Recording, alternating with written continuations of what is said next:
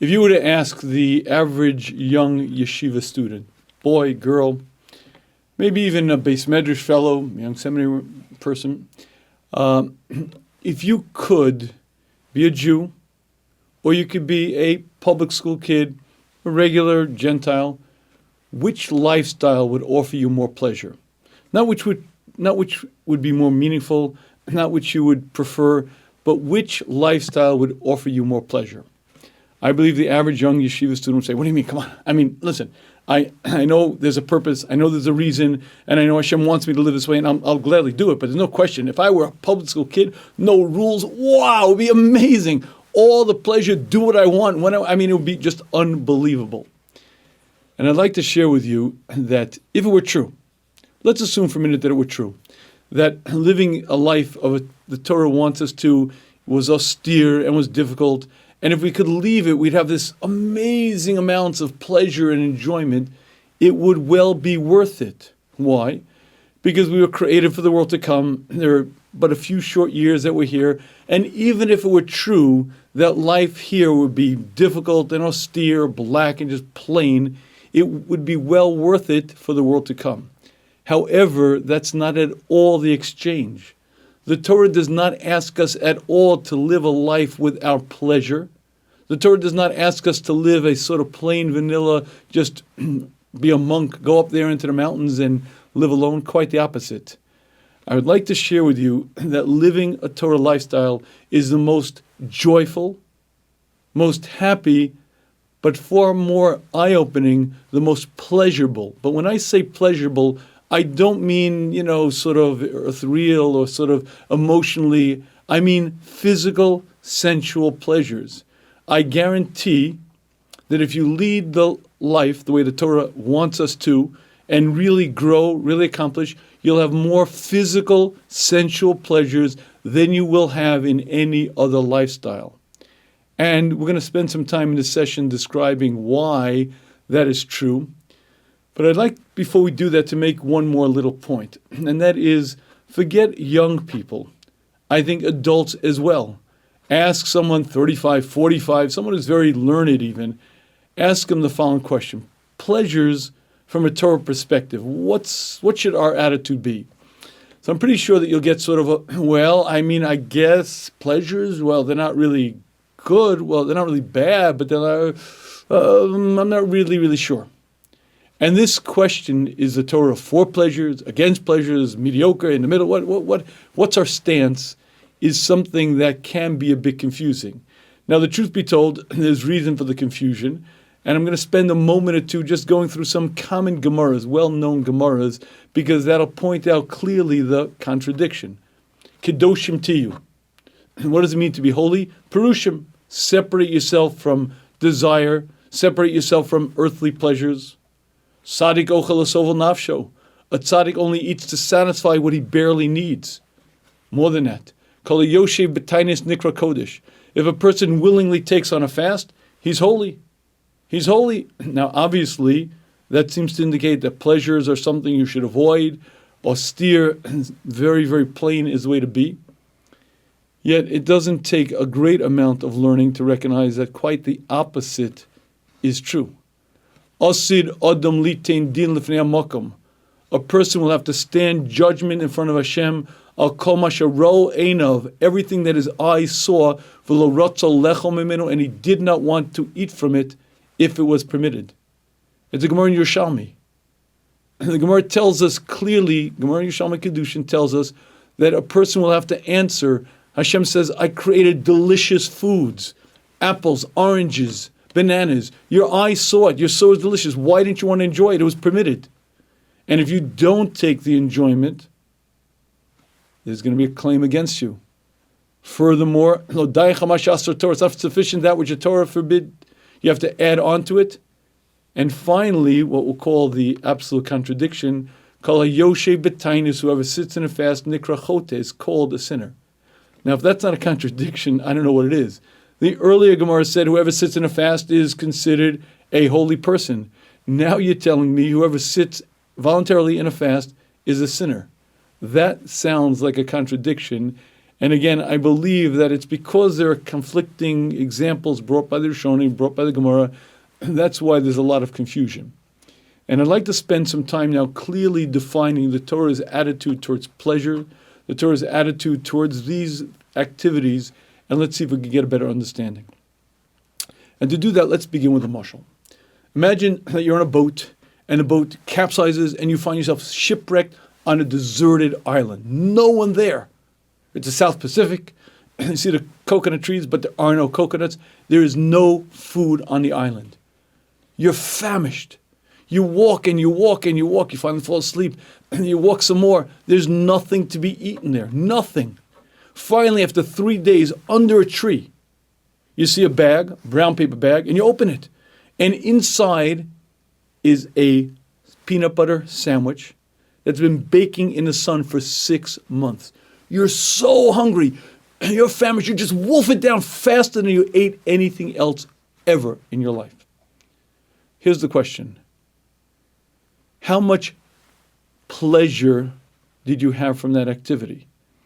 I doubt you had much enjoyment, kind of the crumbly, crackly bread, the rancid taste of the peanut butter as it's scratched against your throat. I doubt this is going to be one of the great pleasure moments of your life.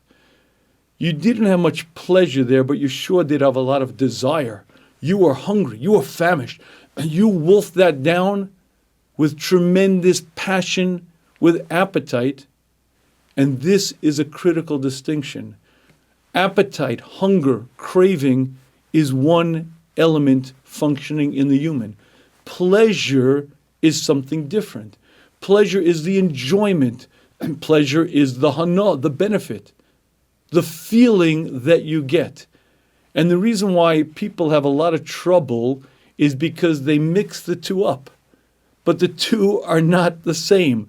Desire is desire, pleasure is pleasure, and the two are vastly, vastly different. As a matter of fact, if you think about it, desire typically is not much fun at all. And the stronger the desire, the more the person becomes enslaved by it, driven by it. I have to, I need to, but it's not pleasurable. Let me give you for instance, French vanilla ice cream may be something that you enjoy. And it may even be something that you look forward to, maybe use it as a special treat for a special occasion. If you really like French vanilla ice cream, when you eat it, you will enjoy it. Crack cocaine is something that you'll not likely enjoy very much at all. Crack cocaine is almost instantly addictive. That means from the very first time you ingest it, you are chemically, physiologically addicted. You need it. You have to have it. But here's the great problem with drugs. Not only do you have to have it, the body gets used to it. You need more. And pretty soon what happens is those receptors in the brain that used to be very, very sensitive and very reactive no longer are. You still need the drug. You need more of it. And after a while, not only do you physiologically need it, but often you can't even get high. And if you can imagine a person who desperately craves, absolutely has to have something, but doesn't enjoy it, you're looking at a drug addict, often an addict to many other things. But you see, the addiction or the craving or the appetite isn't fun at all. The pleasure, first time you use crack cocaine, might have been there, and it might have been very pleasurable, it might have been the most pleasurable experience in your life. However, pleasure and desire are different. Let's take another example. If you walk in Manhattan on a February day and you see people huddled by the side of the building smoking cigarettes, and you know that they work on the 46th floor, and you know that they have to go down 46 floors to stand outside in the bitter cold to smoke that cigarette, I don't believe they're doing it for the pleasure. Now, don't get me wrong. If you smoke, it could well be that at one time, and maybe even now, it is pleasurable for you to smoke. But what's driving that behavior is not the pleasure. It's not the nicotine rush is just so pleasurable. there's a craving, there's an appetite, there are withdrawal symptoms. I need it. I have to have it. And that feeling is not fun at all. And this distinction is not so obvious if you listen to the way people describe what they do, when they do it, and why they do it. Many people who are proclaimed hedonists are not hedonists at all. I'm into pleasure. No, you're not. You're a primitive person who's driven by lust, by desire, and you have no impulse control. You've never worked on yourself. And all you have to do is ask our connoisseur to walk down Fifth Avenue in the summer and not ogle, not gawk, not look at every woman who passes by. I know you're only into pleasure for pleasure's sake. Why is it that you can't control yourself? And the answer is you're not into pleasure. You're a baltaiva. You've given in, and given in, and given in, and an appetite, the craving, the desire grew and grew, and you're no longer in control of yourself. And because you're no longer in control of yourself, you have to do what you do. But don't tell me you're into pleasure. And don't tell me you find the activity so pleasurable, and that's why you pursue it, much like an addict who needs, much like even a person who smokes cigarettes, craves it. You have various things that you train yourself in, and you become addicted or just craving it or just have a very strong appetite. And interestingly enough, it's not only with drugs. We're supposed to eat the Korban Pesach ala sova. We're supposed to eat the afikomen. We eat it satisfied. But you have to be careful that it's not achila gasa. It can't be sort of past the point of satiation. But Tosfos says something very interesting. If you eat it when you're fully sated, you eat the afikomen, you eat the Korban Pesach when you're fully sated, you're still yotze, it's still achila. But he says there's something called achila gasa, when you're so filled, you're just stuffed to the utmost. And at that point, if food is kotzalav, is this disgusting, he says you could eat in that state on Yom Kippur and you're not chayav. You know why? You derive no benefit, no hano, no pleasure from the food. You're so stuffed. There's just no room whatsoever that when you put that last morsel down your throat, there's no benefit, no enjoyment. And if you ate that on Yom Kippur, you would not be chayav. You didn't do anything. Here's the question. So why would you eat? If you're so stuffed, there's no room. There's literally no room left. To the extent that you don't enjoy the food anymore, why in the world would you eat it? And the answer is that it's not that difficult to understand how you could still have an appetite long after there's no room left in your stomach. You could still be hungry, grazing, looking for more to eat when you just ate a huge meal. Because again, cravings, appetites, hungers are things that increase with use, decrease when you control them, but if you're not careful, they become stronger and stronger, and eventually they get to a point where they make no sense. And eventually they could get to a point where they control you and you don't control them. Ibn Ezra explains why a nazir is considered a nazir. A nazir is a man who makes a vow not to drink wine. He separates himself from physical pleasures for a certain amount of time. He's called a nazir, explains the Ibn Ezra, because he wears a crown. What do you mean a crown? A crown because he has freed himself from desire, from appetites. Every other human being is controlled by cravings, by hungers. This man is free. He's done something remarkable. He's freed himself from the drives. A free man wears a crown. And that concept is something that in our modern world is a bit misunderstood. Would you like to know the answer to the Torah's approach to pleasure? Mesilas Yesharim tells us very clearly, pleasures are tools to be used for a very particular purpose. So a person should have nachas ruach, yishuv hadas. They're aids, they're things that help you. You need a certain amount of just relaxation, a certain amount of serenity, a certain amount of tranquility. Pleasures are there to serve a very particular purpose. When you use them as tools, They help you. They make you more relaxed, happier, more fulfilled. As a person, we need certain things. You need a certain level of comfort. You need a certain level of housing. You need a certain level of clothing. These are things that you need. And pleasures of the world were created for one particular purpose, as an azer and a siyua, as an aid and as an assist in your serving Hashem.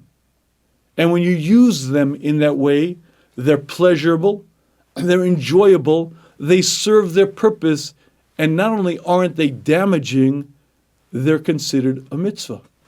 Let's take a couple of interesting examples. Oneg Shabbos. It is a mitzvah to eat delicious food on Shabbos. It's a mitzvah to wear beautiful clothing on Shabbos. Everything you do on Shabbos should be different, should be special, and you're supposed to enjoy that activity. And don't tell me it's just you and I, common people. Beis Shammai would go Monday to the shuk, and he'd find an animal. Shammai Hazakin, a tremendous Talmid Chacham, and he'd say, this is for Shabbos. The next day if he'd pass and he'd see a better one, no, not that one, put Mondays away, this one is for Shabbos. Every day he would pass, and every day he would find the best one for Shabbos. The Wednesday one would be better, then he'd go Thursday, find a better one.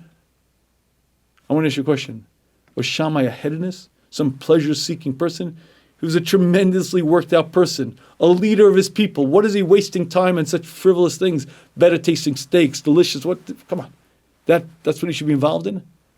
But the answer is, when you use a pleasure properly as it's supposed to, it's kadosh, it's holy. And if a person enjoys himself on Shabbos in the right way, in the right manner, that's a mitzvah. It's not just, well, okay, you can have it, it's all right. Quite the opposite. It's kadosh, it's holy, it's proper. Let me share with you an ad that I saw that's very eye-opening.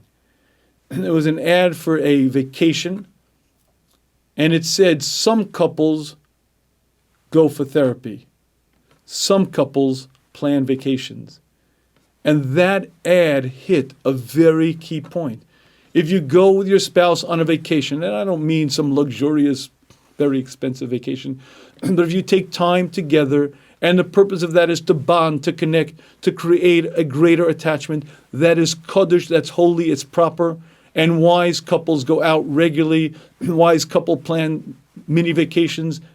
But when they're doing that, the guy could be the biggest masmid in the world, but he's not opening a Gemara. He's not studying Mishnah Berurah. He's spending time with his wife, bonding, connecting, just enjoying each other's company. And that's a holy activity. It should be pleasurable, and it's also very holy. And I want to take one more step. When a husband and wife are together physically, if you read the Rishonim, Rashi in a number of places explains, it's the pleasure of the physical intimacy that helps create the connection. It's not just, well, okay, enjoy it. That pleasure from the act actually creates the connection, creates the bond, and it's not just something that, well, okay, you'll give into it. It's holy, it's proper, it's good. And this understanding that pleasures are appropriate. Hashem created every pleasure for us to enjoy them. But that's the point. And pleasures are to be used as tools, as a tool to be closer to Hashem, as a tool to give myself just whatever. If I need a break, I need a little bit of whatever it may be. Yishuv das, nachas ruach, a certain serenity, a certain relaxed sort of sense. Used as tools, that proper, that's holy. The problem with pleasures are when you pursue pleasures for pleasure's sake. And when you pursue pleasure for pleasure's sake, then what you're saying is, whatever. I'm not here for any great purpose. I don't exist to grow and accomplish. I'm just in this world, whatever. And let me enjoy myself because, hey, it's fun. What you're doing is you're missing the entire purpose of life. When you say the words, I'm a hedonist, and you set your goal as much pleasure as I humanly can have, what you're doing is you're missing the boat, you're missing the purpose of life. If you knew that this is the gym and there's a spa, if you knew that every minute of life is an opportunity to grow, to change, to become who you'll be forever, And if you knew that every single action that you're engaged in permanently etches itself into you, you wouldn't be pursuing pleasure for pleasure's sake. So you mean pleasures are wrong? No. Pleasures are proper, but they're to be used. They're tools. When you engage in them in the right way, in the right time, they're kodesh, but that's the point. It has to be the right way, the right time, and in the right manner. And that little point isn't so simple. Let me share with you one classic example. The Rambam in Hilchos Deah says, when you eat food, you should eat food because you need to be healthy, you need strength, and that should be your intention. Now, that's not to say you shouldn't enjoy your food, you should, but why am I eating? I'm eating because I need to be healthy, I need strength, I need nutrients. And what's the difference? The difference is when I come to something that I know isn't good for me, tastes delicious.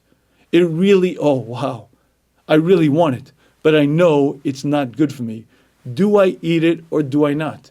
So says the Rambam, that's almost the litmus test. When you eat something that you know is bad for you, when you eat something that's damaging to you, but you do it anyway, what you're demonstrating clearly is that you missed the boat. You're not eating to be healthy, you're not eating to be strong, you're not eating because you need nutrients. You're eating because you're much like any animal in the wild kingdom, consumed by desire, by appetite, and whatever. And the real test is if you go on the Rambam's diet. The Rambam's diet is remarkable. He says every meal, eat what you need, but stop when you're 3/4 filled. Stop when there's a quarter left. When you're 3/4 filled, that's when you stop.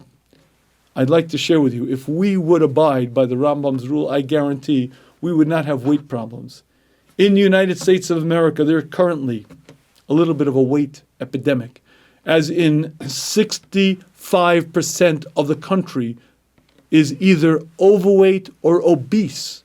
And if you walk out in the street, you just see everyone is overweight. And despite all the knowledge of it being extraordinarily damaging to one's health, and despite all the social pressure to be slim, buff, look good, people are fat, obese, overweight. And again, it's a very simple issue. Foods should taste delicious. You should enjoy your food, but I'm eating for a purpose. And if you're really good at this, you follow the Rambam's diet and you stop at 3/4 full. Now, I want to share with you something on a personal note. I have gone on Weight Watchers a number of times together with my wife, and every time I'm on a diet, I can tell you the food never tastes as good. I just enjoy everything. The apples, the oranges, whatever I may be eating just tastes so much better. And why is that? The reason is because when you're stuffed and you're always overeating, you lose, food just doesn't taste good. You're just no longer enjoying your food. And if you say to a person who's on the Rambam diet who stops at 3/4 full, look, it's so restrictive. You have to live with such limitations. Poor you. You must suffer. You have no pleasure. Nah. He's the guy who enjoys his food. He's the guy who actually is in control, enjoys this activity called eating, takes pleasure from it, but isn't controlled by it. And again, it's not just at that moment, because like any desire, the more you give into it, the more you allow it to control you, the stronger it becomes. The stronger and stronger until you eventually have very little control. And you'll be there eating foods that you know are bad for you, wishing you somehow could, but can't. And if I were to answer the young high school student when he says, oh, if I could be a guy, if I could be out there in public, so I'd have so much pleasure, I'd like to share with you, it's false, totally, completely false. It's about as much fun as being addicted to cocaine or to heroin or whatever it may be. Yes, you could go pursue any desire you want. And if you're free in that sense, you could go out there and do what you want. But that's not pleasure. What you're doing is increasing desire, constantly being hungry, and it doesn't take a lot of research to read and to be aware of the amount of people who are controlled by desire, ruled by desire. People who say the words, I have no life. They're totally, but I'm not talking about drug addicts. I'm talking about people who are ruled by desire, people who are just completely have no life. And if you are a slave, whether it be to drugs, to alcohol, to desire, to honor, to money, to fame, or to food, you are a slave. You're not a free man. And the activity itself you don't even enjoy. That is probably the greatest ironic part of it. The food itself doesn't taste as good when you're just constantly full, constantly eating. And when you actually go on a diet, you enjoy the food better. Now, is it easy? No. It takes self-control. It takes discipline. But that's what we're here for, to grow, to accomplish. And if I live my life that way, it is true, it's somewhat difficult. It's not a walk in the park, but it's a beautiful life. It's controlled. I'm happy because I know I'm growing, and I enjoy the activities that I'm engaged in. It's fun. It's pleasurable. But again, pleasurable in a sensual sense. Forget the fact that you have purpose and meaning. Forget the fact that you're happy and joyful. I'm talking from a physically sensual, pleasurable aspect. You will enjoy the activities that you're involved in to a much greater extent. And again, it doesn't take a tremendous amount of research to find people who are married and are unhappy in their marriage, but not because their wife or their husband is, bothersome, but because physically they can't have pleasure from their husband or their wife, whatever it may be, because their brain is somewhere else. And much like any activity, if you use it properly and well, it's pleasurable, it's appropriate, it's proper, it's holy. Misuse it and, well, guess what? And that's the great irony. Every pleasure that Hashem created is a tool to be used. And something that helps us, something that allows us to become greater. And if you use it properly, when you're using it, not only do you enjoy it, but the pleasure itself is a mitzvah and will help you be happy here, happy in the world to come. However, there's one more little difficulty. And that is the way Hashem created us, we have appetites, we have desires. And every single pleasure has attached to it a sin. Every single pleasure that you ever will engage in has a danger to it. And because a human has been created with desire, with appetite, with hungers, and because every single pleasure that you will take has a danger that there's a sin associated with it, pleasures are things you have to be careful with. They are dangerous. Again, used properly, used in the right time, in the right way, they're appropriate, they're holy, they're good, but they are dangerous, and you have to be on guard. And if you're not sure I'm right, try the Rambam's diet. Try. Make up from now on, I'm never going to eat food that's not good for me. If it's fried, if it's too many calories, if it just tastes delicious, but I'm not eating it. Oh, I'll have a cookie or two, but I'm not eating it. Try to sit down to every meal and just say, at 3/4 fill, I'm walking away. What you're going to find is it's not so easy because there's real desire, there's real appetite. It takes a very, very disciplined person to use pleasures properly. But when you understand that they're there for a purpose, when you understand the role, you understand the danger, you're halfway there because you recognize that they're tools to be used, you understand their purpose, and you're on guard, and you're halfway there. However, in our world that we live in today, it becomes doubly difficult for us to use pleasures that way. And I'll explain to you why. Tiger Woods was a famous golfer, in fact, known maybe as the best golfer in all time. And he was quite a media celebrity. As a matter of fact, his name was on many, many products, Gatorade, Nike, PGA Tour, and he made a fortune of money as a celebrity endorsing products. Now, what happened was Tiger Woods, it was quite a scandal. He had an affair.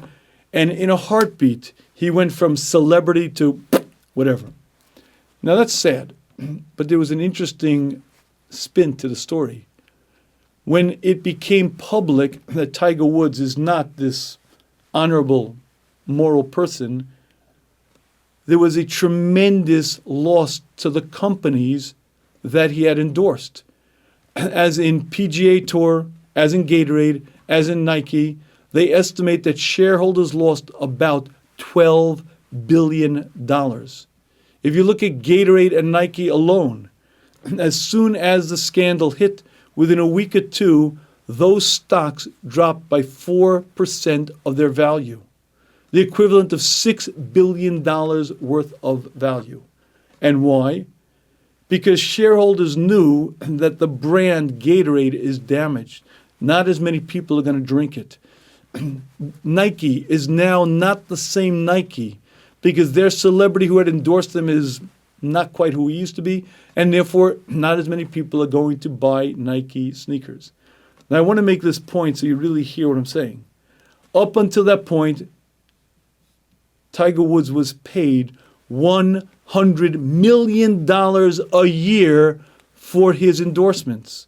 He didn't just put his name on these products because he was a nice guy.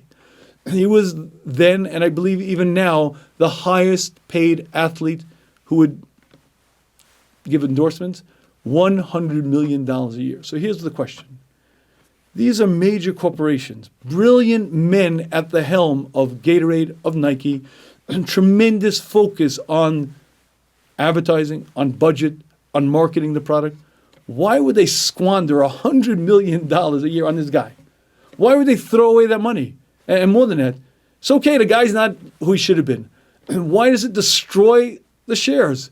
Why does a company lose billions of dollars in sales? It makes no sense. What's it got to do with whether people do drink Gatorade, put on Nike shoes or not? I don't get it. Would you like to know the answer to this question?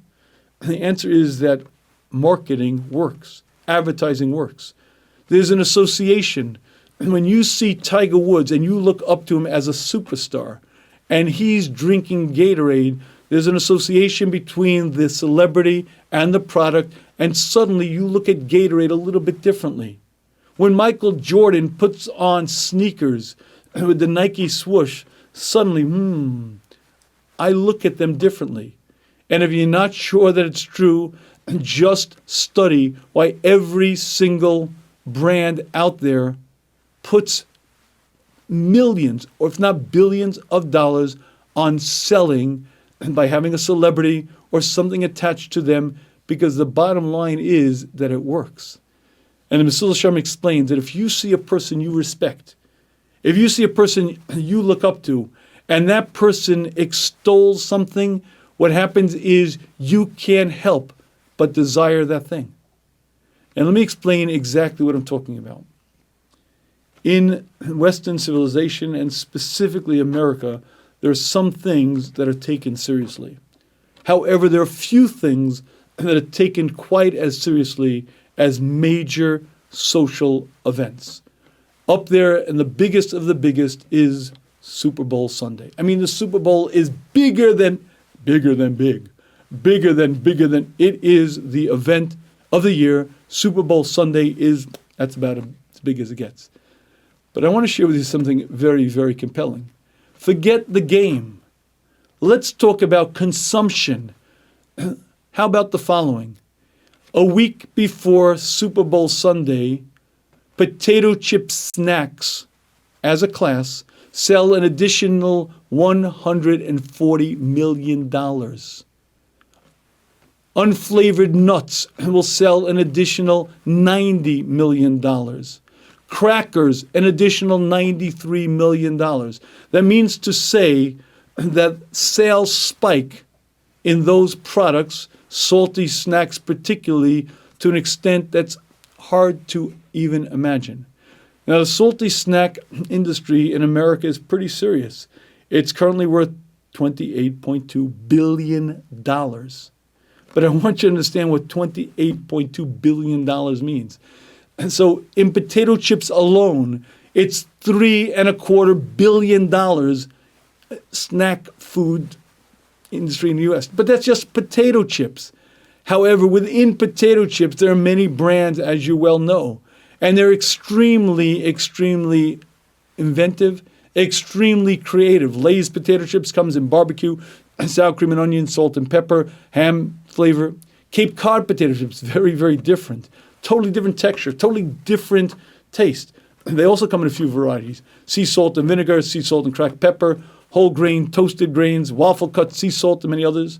Harris potato chips is also vastly different. Well, they also come in a few varieties. Old Bay, hot sauce, jalapeno, come in horseradish flavor. Now, additionally, you have Pringles. Now, don't forget, Pringles has chili cheese dog, has seaweed, cinnamon sugar, sour cream, ketchup, and, of course, don't forget Doritos. Doritos have at least 12 variations and often more. Now, each of those brands are in a fight for their life. Because you see, the entire salty snack industry is only $28 billion. But the chip part of it isn't quite that large. And what they're fighting for is market share. And what they're going to do is everything in their arsenal, everything in their power to convince you that their chip is delicious, it's flavorful. Your life just won't be the same until you try chili dog cheese nacho flavored Harris potato chips. And if it sounds comical, it's not at all. Just see the amount of money that's spent on convincing you that their stuff is delicious and you have to have it. And your life just isn't going to be the same until you get it. My friends, Coca-Cola has an advertising budget. Coca-Cola has an advertising budget of $3.4 billion. Why is that such an interesting number? Because if you take the gross domestic product of United Kingdom, of England, Greece, and Switzerland combined, it doesn't equal the advertising budget of Coca-Cola. And they are going to spend those billions of dollars on one single goal, making you thirsty for their product. And it's amazing how effective they are. And it's even interesting to hear the lines. The truth is refreshing. That's a nice line. Truth is refreshing. That's Sprite. Refreshingly uplifting. Lipton tea. Live for now. That's Pepsi. Red Bull gives you wings. That's Red Bull. And dare you ask for more? Again, Pepsi. And if you see these messages time after time after time, and we're talking not a few times a day, the average consumer will see a minimal of 1,500 advertising messages every day. And guess what? They're selling one single thing. Desire, appetite, hungers. I can't quite figure out why there's such obesity in this country. I don't get it. Why are there so many people who are running around who wish they were thin, but they're not? Well, I have a little secret to tell you. Just go out there and look at a billboard, look at any media portal, look at a newspaper, look at a magazine, look online. You'll see the billions and billions of dollars spent on making you hungry and thirsty. You need it. You have to have it. You deserve it. You deserve it. You should have it. And what they're selling is hedonism. Enjoyment for enjoyment's sake, because I guarantee these products are not going to make you healthier, not going to make you happier, they're not going to make you anything but overweight. But we're bombarded with the message. And it's a bit of an issue. So I want to share with you a very simple technique that the Mussar says will solve any desire issues. It's not going to solve in a sense that, poof, the problem goes away. But if you want to work on it, he says the very first thing you have to do is recognize that any pleasure, no matter how pleasurable it is empty. What is it? It's a feeling. It's a little... Jack LaLanne, from a younger part of my life, used to say, a moment on the lips, a lifetime on the hips. If you think about any pleasure, whether it be eating, whether it be anything that you do, the pleasure is so vaporous. It's so foolish. It really doesn't contain that much. And it explains in the Mussar that's an incredibly important step to take. Why? Because it's going to be a battle. It's going to be a battle, and you have to arm yourself. The most effective way to arm yourself is to understand that what's really happening over here is they're not selling the pleasure. The pleasure is they're selling drive, desire, appetite. They're talking to your hungers. They're talking to your animal instinct. They're trying to hunger it. And the more you recognize that, and the more you understand that the pleasures aren't that deep, they're really not what you're pursuing, the more you understand what the game is, and the easier it's going to be for you to fight. And because of that, I'd like to offer you a little observation. In light of the fact that part of our goal should be to sort of debunk the pleasures that we normally pursue, let's imagine the following. Imagine that I have spent my life as one bona fide hedonist. My entire life, pleasure and pleasure. That's all I seek. That's all I desire. I am the ultimate hedonist, ultimate pleasure seeker. Nebuch, I don't have enough money. If I had money, whoa, Nebuch, I got to live with... Anyway, every day, I check the newspaper. Once a week, I buy the lotto. Lo and behold, I win. $365 million. Wow! My life's goal. I'm rich, and now I can live the life I always wanted. Let's go! So I set out on my life's goal of pursuit of pleasure. What do? First thing I do is I buy myself an island in the South Pacific, an entire team of butlers and waiters, and I hire a special staff for my eating. Mediterranean chef for breakfast, a French chef for lunch.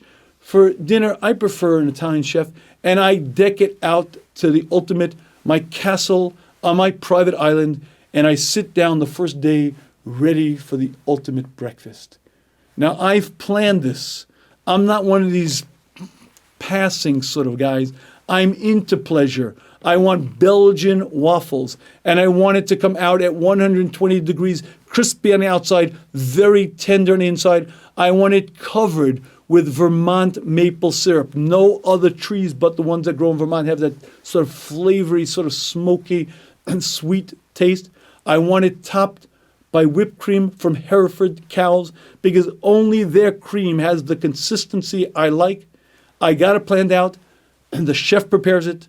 A white glove waiter brings the tray, of course covered, because it has to come off the griddle and stay at that temperature, lays it down in front of me. I take my knife, my fork, he takes off the cover, and I'm now ready. Let's go. I cut it open. I dig in, and I take my first bite. Oh my goodness, crispy, but tender. The Hereford cow, I can taste the Vermont maple syrup. It's incredible. It's amazing. My palate is filled. Wow. The second bite, not much different. Wow. The intensity, the different flavors, the nuances, it's perfect. And the third bite's better still, because now I get to taste even the extra little sweetness, and I get to taste the extra little aroma that I didn't notice the first time around. And very quickly, I learn the first rule of pleasure. And the first rule of pleasure is that every pleasure is oversold and under-delivered. Because the food tastes good, but it isn't. Wow! It really isn't the most amazing and most sensual experience I've ever had. I'm just so carried away, I can't breathe. It tastes good, but come on, let's not get crazy. Every single pleasure is hyped like it's the best thing in the world. It's like the most amazing, and you have it. It's good. Okay, I'm not saying, but it's just not quite what you described. And the rule in marketing is you sell the sizzle, not the steak. Wow! It looks so glorious. It looks so astonishing. It's got to be better than better. It's amazing, and when you have it, it's okay. But the first rule of pleasure is that every pleasure is overpromised and underdelivered. It never lives up to quite what it should be. But listen, I am a hedonist. I am a pleasure seeker. I am not giving up now. After I finish my second helping, I say to the waiter, please bring me my Rocky Road ice cream. Now, again, I've directed my chef. I only have not Belgian chocolate from Holland, because it has a different flavor. Those cocoa beans came from Colombia, lightly roasted. My Rocky Road ice cream is the ultimate, covered by a very thin layer of chocolate that creates that shell, on top of that whipped cream, and then very lightly drizzled peanut butter. But the peanut butter has to be at 105 degrees, so it gently melts, doesn't melt the ice cream, but just gently melts down. And waiter brings it out, and I take a look. 5 huge globs, the most delicious thing I've ever seen. And I take the spoon, and wow, it is great. And a second, and a third, and a fourth, and then I discover the second rule of pleasure. And that is I'm stuffed. I just had 2 huge helpings of waffles, and there are 5 globs of ice cream. I ate one, I ate a second, but there's just no more room in my stomach. And I discovered the second rule of pleasure, and the second rule of pleasure is every pleasure has a limit. It may be 20 minutes, maybe an hour, but then it's over, done, finished, and there's nothing more. You're stuffed, you're tired, whatever it may be, every pleasure has a limit. It doesn't last 24 hours, it doesn't last 3 weeks. It has a limited shelf life, and then it's done. Well, look, I spent my whole life dreaming about being a pleasure seeker. I am not giving up now. And so I set out, and I ATV up the pyramids. I go bungee cord jumping off the Eiffel Tower. Now, after a couple of weeks of this stuff, I'm kind of getting a little bit bored, to be honest with you, and it's kind of hard to enjoy this stuff. But hey, I am a major pleasure seeker, and I am not giving up now. And I'm not going to stop because this is my life, and I'm going to do it. And so I go on another one, and finally the ultimate Bermuda vacation, and I come back after a week. And after a week, you ask me how it was. And I say, wow, it was astonishing. The crystal clear blue water, the beautiful, beautiful sun. I had an amazing time. And then I discover the 4th rule of pleasure. The 4th rule of pleasure is I had a good time. I had pleasure, but now there's nothing left. Any pleasure that you will find under the sun has a limit, has a shelf life, then it's done and there's nothing left of it. Memories, maybe, but you don't keep it.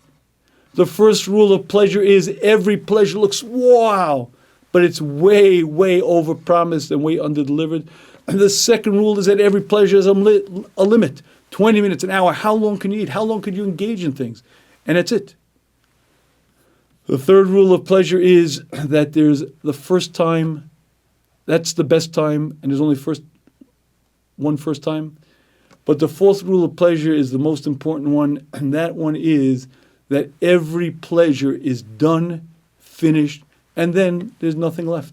You went on that unbelievable vacation to Puerto Rico. You now have sunburn from sitting in the sun too long. You now have $3,000 of credit card debt, but the pleasure is gone. And even if it's appropriate, and even if it's right.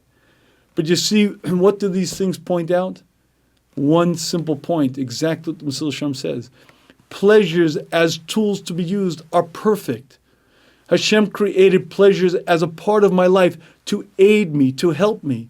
In that role, they make sense. In that role, they're not supposed to be long-lasting. They're supposed to be things that help me, make it easier, give me a sense of nachas ruach, yeshiva das, a certain serenity, certain tranquility. I enjoy them. I'm supposed to enjoy them. But they're supposed to be short-lived, quickly passing, and they're not significant. But it's not just that they're not significant in the sense that I'm not bigger, I'm not smarter, I'm not greater. They're not significant in the sense that they're vaporous. They're just very, very small. And when you realize that, you've won half the battle.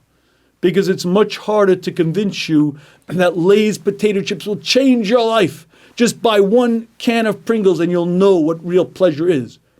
It's harder to fall for it. It's still a battle, but you're way ahead of the game, and you have to know that Hashem wants us to enjoy. Hashem created every pleasure for a specific purpose, and used in that way, they're appropriate, they're perfect, they serve their purpose.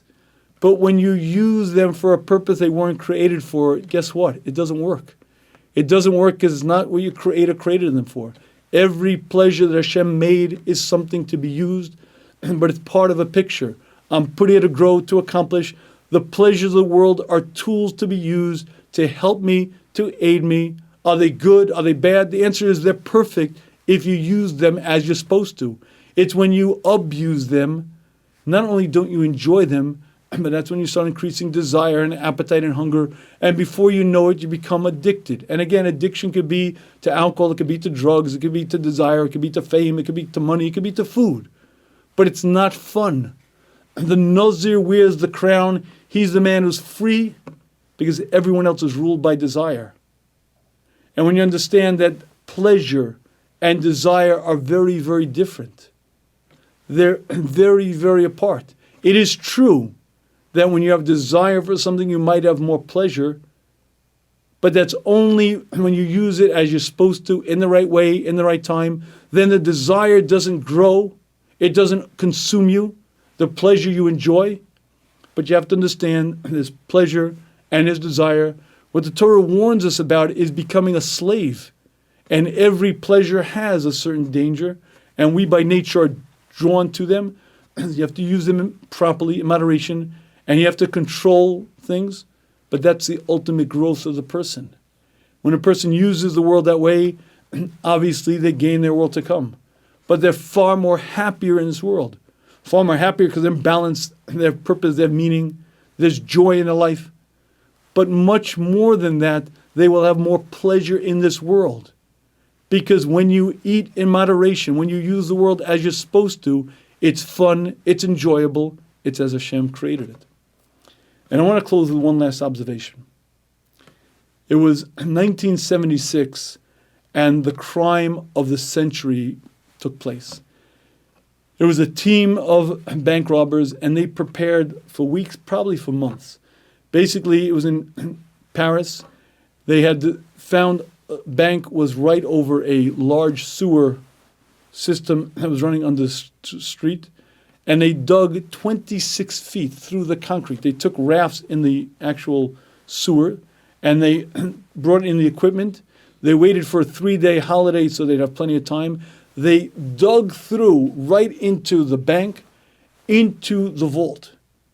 And they found themselves in the vault, and they spent 3 days there breaking into safe deposit boxes, stealing a king's ransom worth of jewelry, gold bars, cash, tremendous, tremendous value, and they escaped and were not found. Monday morning, when the people opened the bank and they actually found the vault sealed, meaning these guys were real clever. They sealed the vault from the inside so that the people couldn't get in even. Anyway, they broke into the vault, and when the director saw what was happening, 1/3 of the safety deposit boxes were broken into. And again, it's just an amazing amount of wealth was stolen. But what was interesting to note was that scattered throughout the vault were sandwiches, snacks, bottles of wine. These guys were partying. They were having a good time over there. They took time to drink wine. They took time to eat. They took time, and it looked like they're having a real party. In any case, I told the story over to a certain person, and that person turned to me and said, "Wow, what fools they were. What idiot drinking wine. Don't they know there's more safety deposit boxes? They could have broken into 2/3. They could have taken twice as much money. Why'd they waste time with the sandwiches and the feast and the wine? They're nuts. What was their problem?" And I said to this person, that's exactly why I told you this story. Do you know why they drank wine? Do you know why they brought sandwiches? You know why they relaxed? Because they were professionals. And they knew that if you push yourself too much, over 3 days you're going to make a mistake and you're going to get caught. But because they were pros, they knew they had to stay relaxed. They had to stay healthy. They had to stay in a good mood, because you can't work for 3 days straight, 24 hour after 24 hours, without making a mistake and without getting caught. The reason why they got away is because they were brilliant. And the reason why I shared that story with that person was because that was exactly his problem. He was pushing himself so much, would never enjoy things, would never just chill, because he recognized why he's here, what he's put on a planet for, and he pushed himself so much that guess what? He wasn't effective at all. And you have to understand that Hashem wants us to be happy in this world, not for this world's purpose, But number one, Hashem is a meitiv, Hashem is a giver. But number two, because it's an incredibly integral part of being a successful human being. We're here to grow, to accomplish. Pleasures have a very particular purpose, to give you that serenity, that tranquility, that yishuv hadas that you need. And if you're too frum to take pleasures, you're totally missing the boat. If you use pleasures for their intended purpose, they're proper, they're holy. Onig Shabbos is Kaddish. Simchas Yom Tov, if you enjoy Yom Tov, that's a holy endeavor. Using pleasures as you're supposed to are proper, they're appropriate, they're very much integral to the religion, and they help you serve your purpose in this world, help you grow, but you have to understand the balance. Used as tools, controlled, they're Kaddish, they're holy, go too far and they're misused. But when you have that balance, you grow, you accomplish. Obviously, you gain your world to come, but you enjoy this world. You're happy. You're joy-filled, and on a physical level, you enjoy the things you do. You live an exalted life.